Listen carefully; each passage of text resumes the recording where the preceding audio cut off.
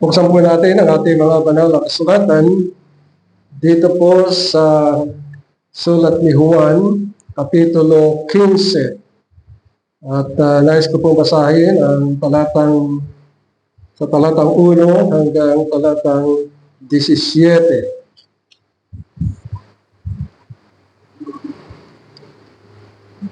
Sa Juan, Kapitulo 15, talatang 1, Ako ang tunay na puno ng ubas at ang aking ama ang magsasaka.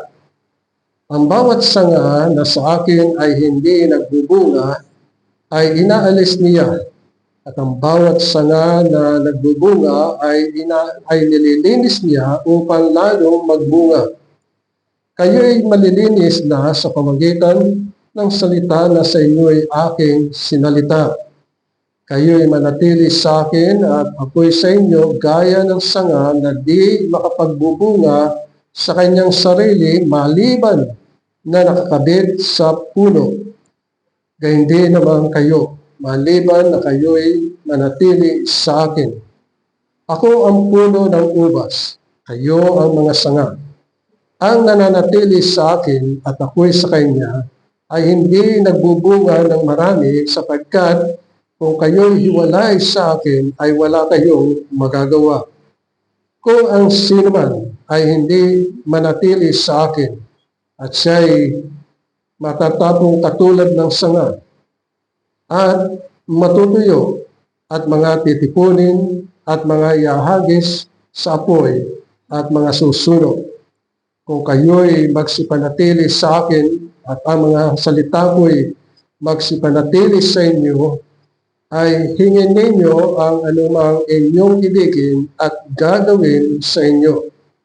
Sa ganito'y naluluwalhati ang aking ama na kayo'y magsipagbunga ng marami at kayo'y maging aking mga alagad. Kung paanong iniibig ako ng ama ay gayon din naman iniibig ko kayo, magsipanatili kayo sa aking pag-ibig. Kung tinutupad ninyo ang aking mga utos, ay magsipanahan kayo sa aking pag-ibig, gaya ng aking pagtupad sa mga utos ng aking ama at ako'y nananatili sa kanyang pag-ibig. Ang mga bagay na ito ay sinalita ko sa inyo upang ang aking kagalakan ay mapasa inyo at upang ang inyong kagalakan ay malubos. Ito ang aking utos, na kayo'y mag-ibigan sa isa't isa na gaya ng pag-ibig ko sa inyo. Walang may lalong dakilang pag-ibig kaysa rito na ibinigay ng isang tao ang kanyang buhay dahil sa kanyang mga kaibigan. Kayo'y aking mga kaibigan kung gawin ninyo ang mga bagay na aking iniutos sa inyo. Hindi ko na kayo tatawagin mga alipin sapagkat hindi nalalaman ng alipin kung ano ang ginagawa ng kanyang Panginoon, ngunit tinatawag ko kayo mga kaibigan sapagkat ang lahat ng mga bagay na narinig nyo sa aking Ama ay mga ipinakilala ko sa inyo. Ako'y hindi ninyo hinirang, ngunit kayo'y hinirang ko at aking kayong inihalal upang kayo'y magsiyaon at magsipagbunga at upang manatili ang inyong bunga upang ang anumang inyong hingin sa Ama sa aking pangalan ay maibigay niya sa inyo. At ang mga bagay na ito ay iniutos ko sa inyo upang kayo'y mag-ibigan sa isa't isa. Hanggang dito po lamang ang pagbasa natin sa banal na kasulatan. Mga minamahal, tayo po ay nasa Lord's Day 7 at ginawa nating dalawang bahagi ang magiging paksa natin at pag-aaral sa banal na kasulatan. Sa paksa dito ay meron pong ilang tanong na nakatala dyan sa ating church bulletin. Ngunit nais ko pong basahin lahat, pero ang ating magiging paksa ay yung pong nasa tanong bilang 20.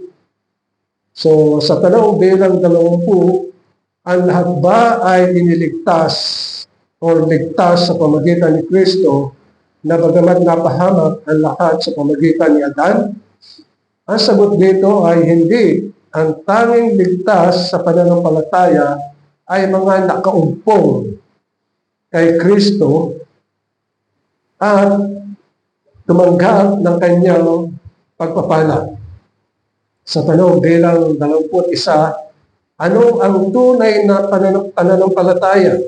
Ang sagot, ang tunay na pananampalataya ay hindi lang ang kaalaman at paninindigan na ang lahat ng ipinahayag ng Diyos sa kanyang salita ay totoo. Ito rin ay may malalim na katiyakan na nilikha ng banal na Espiritu sa pamagitan ng Ebanghelyo na mula sa lubos na biyaya maging karapat-dapat tayo kay Kristo. Hindi lamang ang iba, kundi maging ang aking kasalanan ay pinatawad na maging matuwid sa Diyos na walang hanggan at kaloob na kaligtasan. Sa tanong bilang 22, ano ngayon ang nararapat na sampalatayanan ng isang Kristiyano? Ang sagot dito, ang bawat pangako ng Diyos sa atin sa pamagitan ng Ebanghelyo na ipinahayag ang buod ng Ebanghelyo para sa ating pananampalatayang Kristiyano na kredo na walang pag-alinlangan at kapahayagan sa lahat ng panahon. At sa tanong bilang 23, ano ang artikulong ito? At dito ay nakatala po sa ating church bulletin ang Apostles' Creed. So dito mga minamahal ay ang unang bagay na ating pag-aaralan ay yung tanong 20 at ang sagot. Sa susunod na Lord's Day ay ating tutuloy ang tanong bilang 21, 22 at 23. So yun po ang magiging pag-aaral natin sa mga susunod na Lord's Day. Pero dito sa tanong bilang 20, ang tanong dito ay lahat ba ay ligtas sa pamagitan ni Kristo? Ibig sabihin, ang ginawa ng Panginoon ay siya'y namatay doon sa krus sa Kalbaryo, inako ang ating mga kasalanan at siya'y inilibing at nabuhay na muli. Ibig bang sabihin ay lahat ba ng mga napahamak kay Adan, sa pamagitan ng Adan, sila ba ay ligtas? Yun ang ating nakikita dito sa tanong bilang 20. Napakahalaga na makita natin ang mga bagay na ito. Sapagkat ang Panginoong Jesucristo ay hindi namatay para sa lahat ng tao. Kaya ang sagot dito ay hindi. So sa sinasabi ng Panginoong Jesucristo, na yun lamang mga ibinigay sa kanya ng Ama ang siya lamang kanyang tinubuos at kinamatayan at hinugasan o nawisikan ng banal na dugo, kalinisan ng kanilang budhi, kalinisan ng kanilang puso, kalinisan ng kanilang sarili mula sa kasalanan at napatawad at bigyan ng buhay na walang hanggan. Kaya dito ang sagot ay hindi. Ibig sabihin, partikular lamang ang siyang sinasabi ng Panginoon at kahit dito sa Heidelberg Catechism ay partikular lamang na grupo ng mga mananampalataya. Ang tinatawad o iniligtas ni Kristo mula sa kapahamakan. Kaya ang sagot dito ay hindi at ito'y pinalawak pa. Ang tanging ligtas sa pananampalataya ay mga nakaumpong. Ibig sabihin ay sila yung mga nakadikit, sila yung mga sanga na nakaumpong sa Panginoong Jesucristo. Kaya nga ang ating binasang scripture ay narito sa John chapter 15. Mga nakaupo at tumanggap ng kanyang pagpapala. So, tatlong bagay ang ating isasaalang-alang mga minamahal. Una ay yung tayo'y nakaumpong kay Kristo. Pagkatapos ay tayo'y manatili o nananatili kay Kristo. At yung tayo'y nagbubunga ng mga bunga kay Kristo. So ito ang tatlong bagay na ito ang ating tatalakayin ngayong umaga. Sa buhay ng isang mananampalataya ay tunay na makita natin yung sinasabi ng ating Panginoong Jesucristo. Halimbawa, sabi niya sa talatang 1, ako ang tunay na puno ng ubas at ang aking ama ang magsasaka. Inihahantulad niya ang kanyang sarili sa isang puno, na doon sa puno ay merong mga sanga. At ang magsasaka ay ang ama. At dito tinutukoy ng banal na kasulatan na siyempre sa isang puno, hinahangad na ang bawat sanga ay na nakakabit sa kanya, nakaumpong sa kanya, ay kinakailangan ito'y nagbubunga. Sapagkat yun lamang ang dahilan kung bakit kailangan kang magtanim ng puno ng ubas.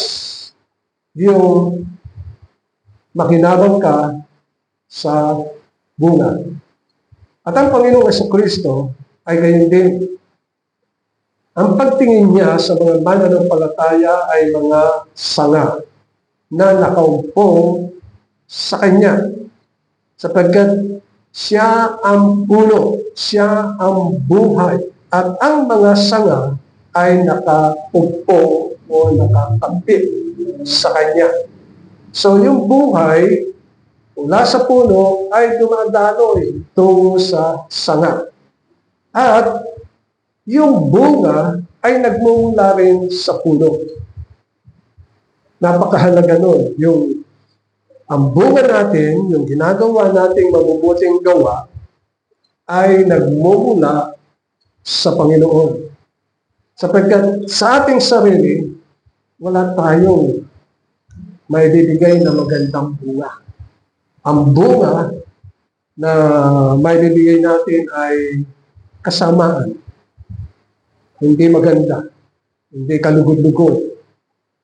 Minsan, akala natin, pag tayo nakatulong sa mga tao, magandang bunga yun. Maliban lang kung ito ay galing sa Panginoon. Pero, minsan, sa banal na kasulatan ay mahirap tumulong sa mga taong masasama. Sapagkat ayaw ng Diyos na tayo ay tutulong sa mga masasamang tao. At yun na naging kasalanan ng iba na nasa limang tipan na tumutulong sa kasalanan ng iba sa mga taong masasama. Bakit? Sapagkat, halimbawa, ikaw ay tumulong, nagbigay ka ng naglimos ka, pero ano ang ginagawa ng tumanggap ng limos? Dinadalit sa masama. Binibili ng mga pampalasing, o binibili ng sigarilyo, o binibili ng, o kaya ay sinasama sa pagsusugal, hindi mo sila tutulungan sapagkat masama ang kanilang layunin. At yun ang mga taong hindi dapat tulungan sapagkat ang Diyos ay nagagamit. Pagtutulong kinakailangan ay umuunlad na gagamit sa kapakanan ng ating Panginoon. So dito, tinutukoy mga minamahal na ang bunga ay napakahalaga. Pati ang puno. Sapagkat ang magsasaka na sinabi dito ng ating Panginoong Jesucristo ay ang Ama. Kaya sabi dito, ako ang tunay na puno ng ubas at ang aking ama ang magsasaka. So ang ginagawa ng magsasaka ng ating Panginoon Diyos ay tinitingnan niya kung yung mga sanga na nakaumpong sa Panginoong Kristo ay nagbubunga. Pag hindi nagbubunga, ito ay pinuputol. Kaya kung minsan, pag yung meron kayong puno na napakaganda, kinakailangan ay yung mga sanga na hindi nagbubunga, lalo na pag yung ito ay namatay na, tinatanggal yun. Tinitrim natin ang bagay na yun para lalong magbunga. Sapagkat kung ating nakikita ay nagiging aksaya sa isang puno ang magkaroon ng sanga na hindi nagbubunga. Yung mga hindi nagkaupo. Walang iniwan sa tinuturo ng banal na kasulatan. Sabi sa banal na kasulatan, ang Diyos ay nagpapaulan.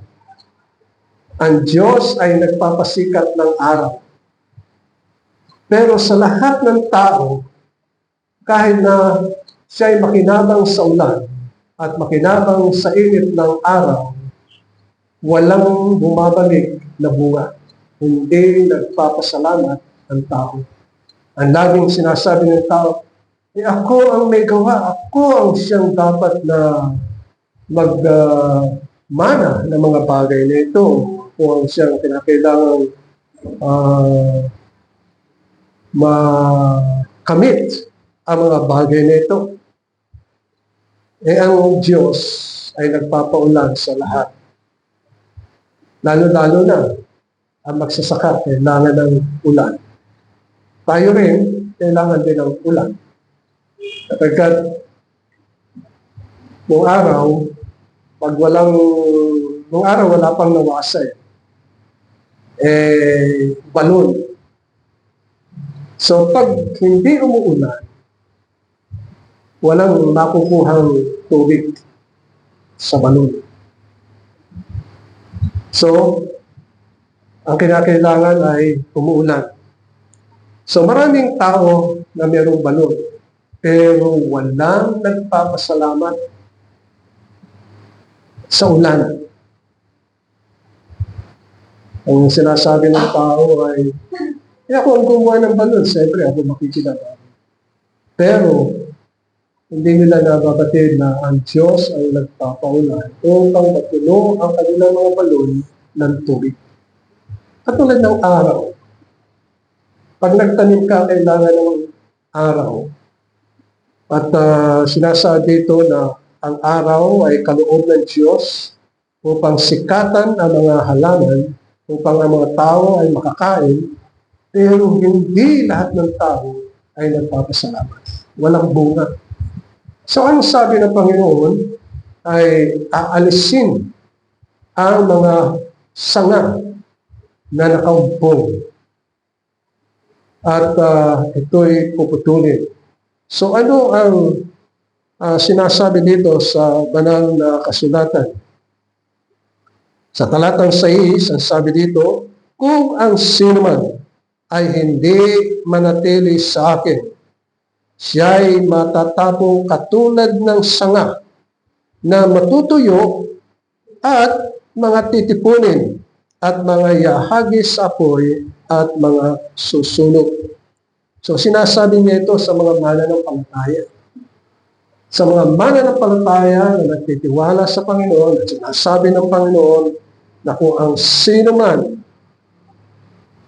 kung kayo'y magsipanatili sa akin at ang mga salita ko'y magsipanatili sa inyo, ay hingin ninyo ang anumang inyong ibigin at gagawin sa inyo. So ito ay matatag at makapangyarihang salita ng Panginoon. Pag ang Panginoon Diyos at ang Panginoon sa Kristo ay nangusap, ang mga bagay na yun ay mangyayari. So ano ang nais ng Panginoon? Ang nais ng Panginoon ay manatili ang mga sanga. At sa pananatili ng mga sanga, kinakailangan siya ay magbunga. At ang bunga ay kalugod-lugod.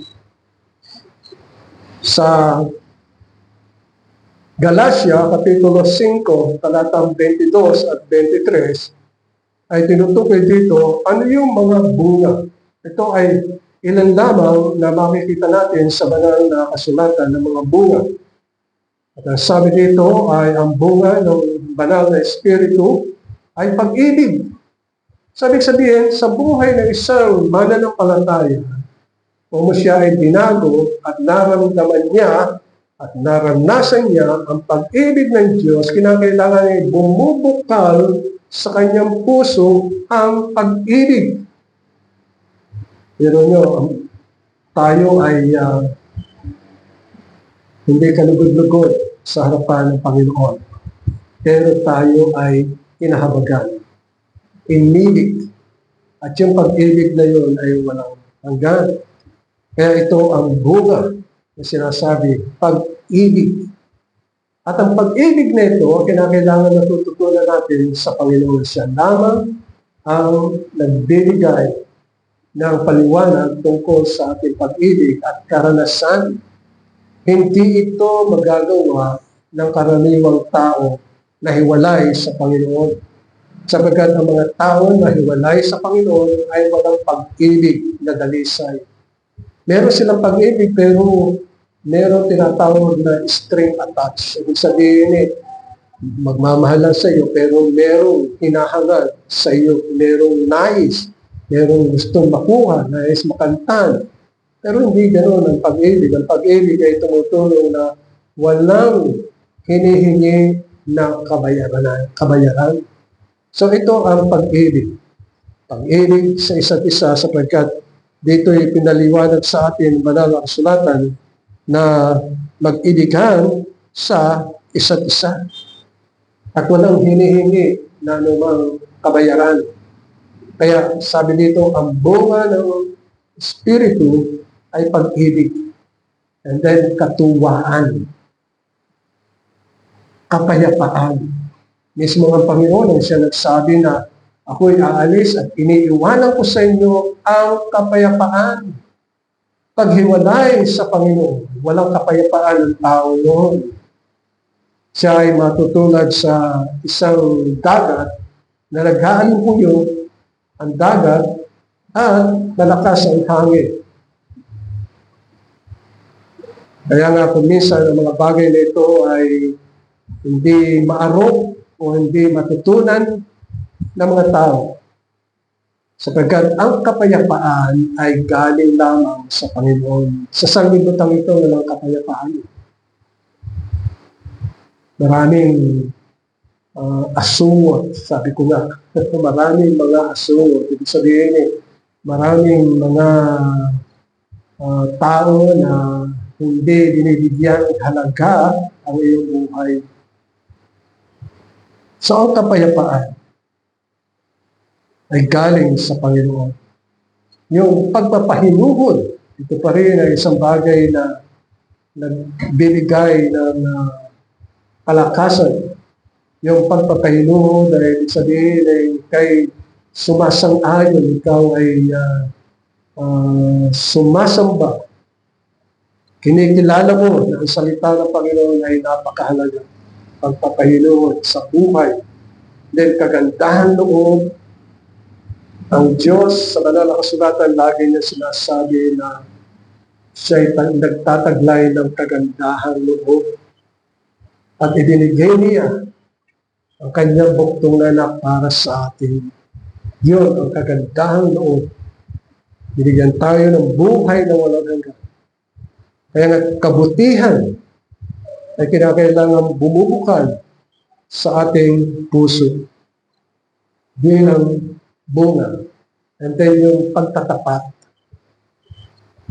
kaamuan, pagpipigil. Alam niyo, isang bagay na mahirap ay yung pagpipigil. Yung bang, minsan, pag ikay nag-window shopping, meron ka nakikita Hindi naman problema ang pera, may dala kang pera. Pero kumisan, yung pera hindi napupunta doon sa gusto mong bilhin.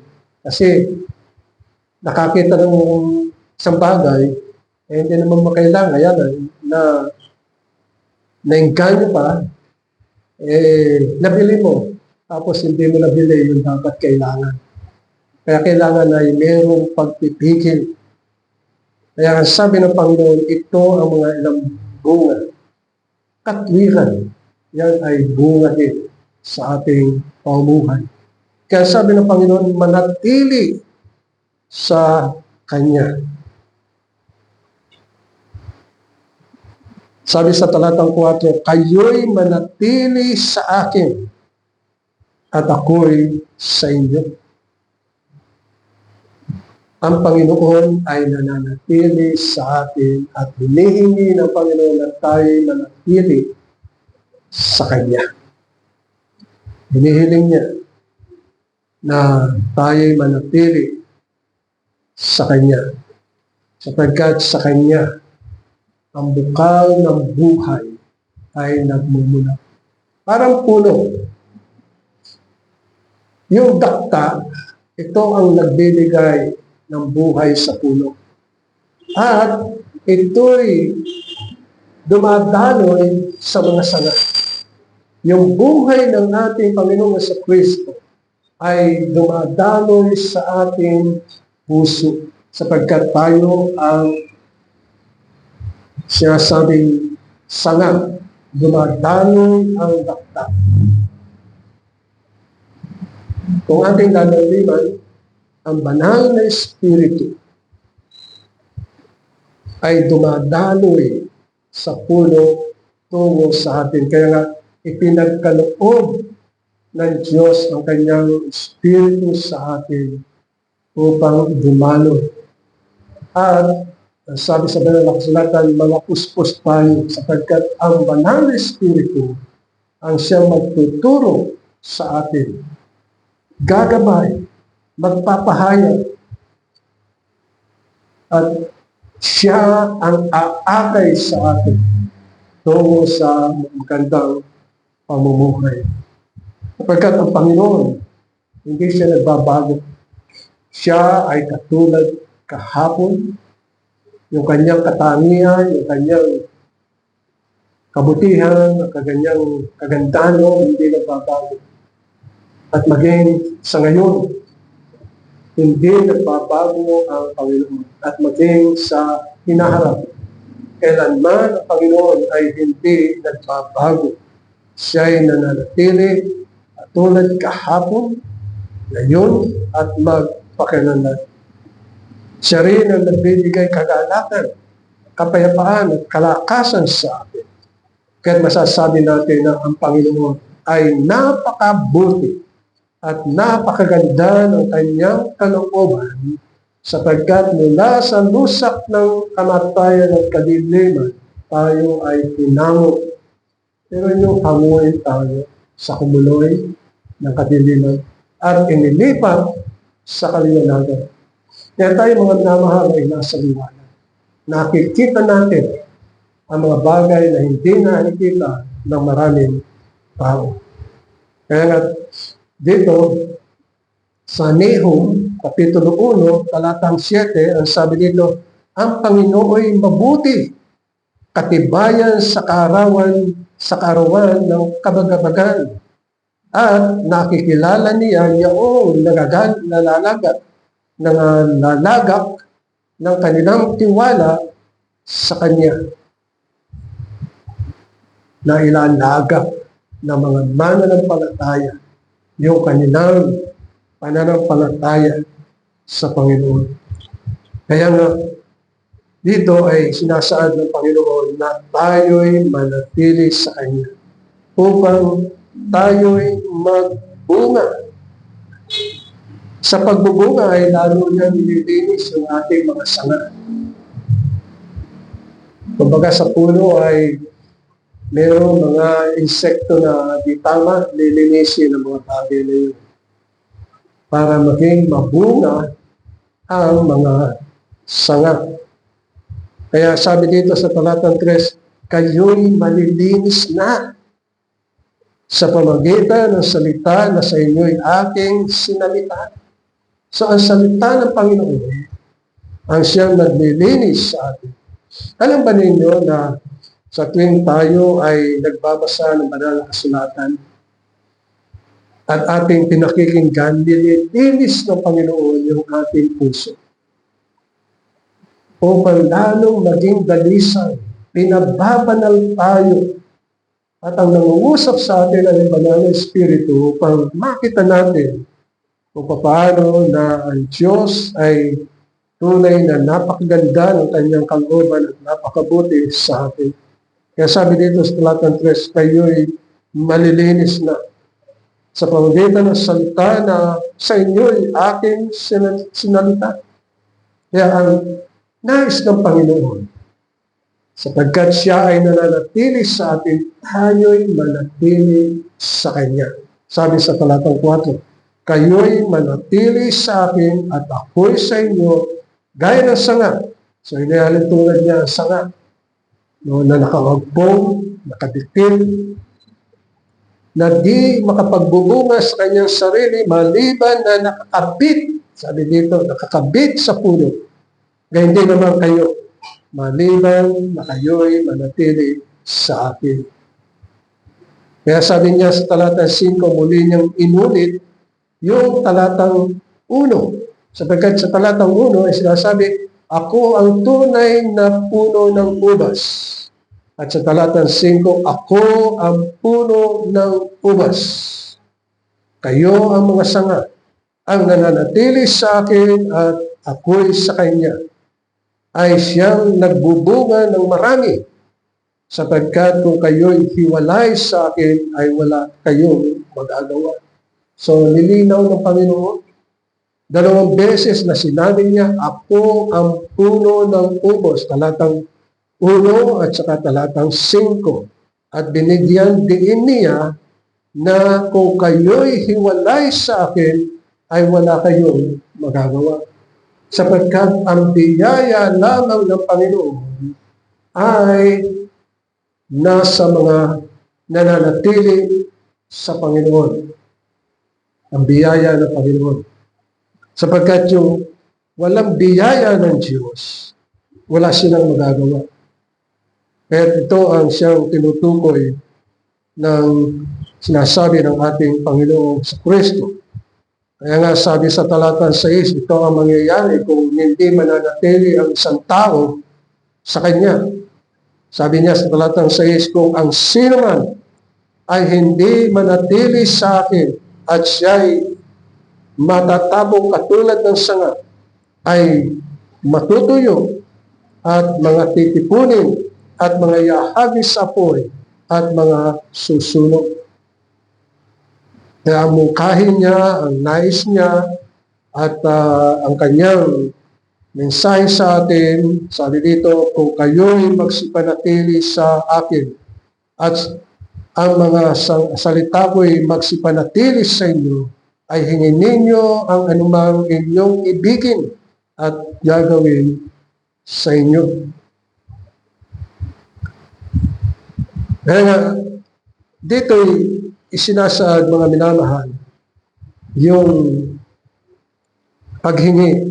Alam nyo, lagi niyang binibigyan diin yung paghingi. Halimbawa, katulad nito, yung binasa natin, na kung tayo'y manatili sa Kanya, ay sabi sa talatang 5, kung kayo'y hiwalay sa akin, wala kayong magagawa. Ngunit, ang sabi dito, kung kayo'y manatili sa akin, sabi sa talatang 7, at ang mga salita ko'y magsipanatili sa inyo, hingin ninyo ang anumang inyong ibigin at gagawin ko.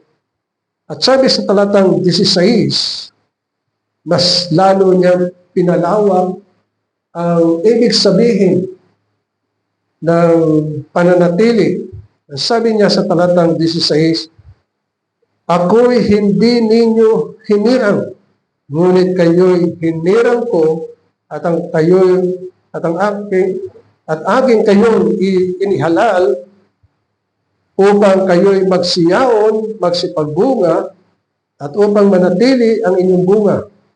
At pansinin niyo yung huli na sinabi niya, upang ang anumang inyong hingin sa Ama, sa aking pangalan, ay maibigay niya sa inyo.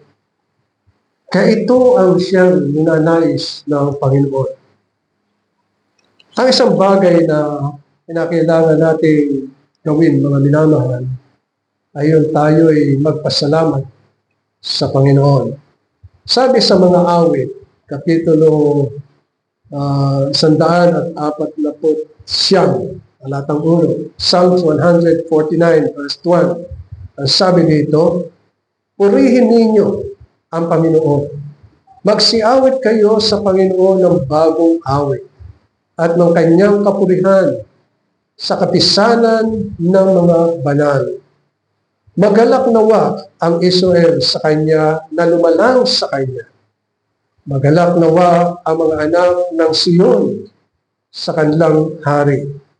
Purihin nila ang kanyang pangalan sa sayaw, magsiawit sila ng mga papuri sa kanya na may pandereta at alpa, sapagkat ang Panginoon ay nalulugod sa kanyang bayan, kanyang pagagandahin ang kaligtasan ng ang maamo. Purihin nawa ang mga banal sa kaluwalhatian. Magsiawit sila sa kagalakan ng sa kanilang mga higaan. At dito tinutukoy na napakaganda ng buhay na sumasagana sa bunga ng pananampalataya sa Panginoon. Kaya ang sabi sa Hebreo, mga minamahal, talatang 13, talatang 15, sa pamagitan nga niya ay maghandog tayong palagi ng hain ng pagpupuri sa Diyos. Sa makatwid bagay, ang mga bunga ng mga labi na nagpapahayag ng kanyang pangalan. Ito ay isang bagay na kinakailangan din natin gawin. Ano man ang siyang pinagkakaloob sa atin, magpasalamat tayo sa Panginoon. Purihin natin. Kahit na maliit na bagay, kahit na malaking bagay, o kahit na napakalaking bagay, kahit mga tingi, tayo ay magpasalamat sa Panginoon. Sapagkat ito ang kanyang kalooban. Ito ang paghahandog ng pagpapasalamat sa Panginoon. Minsan, pag tayo ay lumabas ng bahay at nagpunta sa palengke, ay nakarating tayo at nakauwi sa bahay, magpasalamat tayo, pinatnubayan tayo ng Panginoon. Ginabayan tayo ng Panginoon. Yan ang mga bunga ng mga nagtitiwala sa Panginoon. Kinikilala nila na ang Diyos ang siyang umaakay at pumapatnubay at gumagabay sa kanila. Ito ang ating gawin, mga minamahal. Bunga ng pagpapasalamat sa Panginoon. Kilalanin natin na lahat ng mga bagay ay mula sa Panginoon, sapagkat doon tayo tinawag ng Panginoon upang kilalanin na meron tayong isang Diyos at Ama na nagmamahal at labis na gumagabay sa atin at nagkakaloob ng lahat ng ating pangailangan. Amen. Maraming salamat po, o aming Diyos, sa iyong kabutihan at kagandahan ng kalooban. Naway patuloy kaming manatili sa iyo at ikaw ay sa amin. Sa matamis sa pangalan ni Jesus. Amen.